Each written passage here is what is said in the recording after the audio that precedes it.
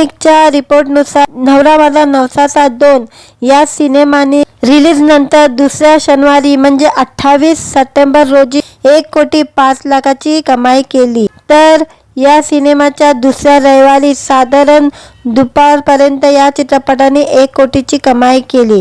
या चित्रपटाने एकूण 10 दिवसात नवरा माझा नवसाचा चित्रपटाने 15,35,00,000ची कमाई केलेली आहे। तर दुसरीकडे 27 सप्टेंबर रोजी धर्मवीर 2 प्रदर्शित झाला। या सिनेमानेही दणक्यात सुरुवात केलेली आहे। धर्मवीर 2 साहेबांच्या हिंदुत्वाची गोष्ट या चित्रपटाने पहिल्या दिवशी 1,75,00,000ची कमाई केली। दुसऱ्या दिवशी प्रसाद ओक स्टार या चित्रपटाने 2,35,00,000ची कमाई केली आहे। धर्मवीर 2 अवघ्या 2 दिवसात या चित्रपटाने 4,01,00,000चा गल्ला जमवलेला आहे।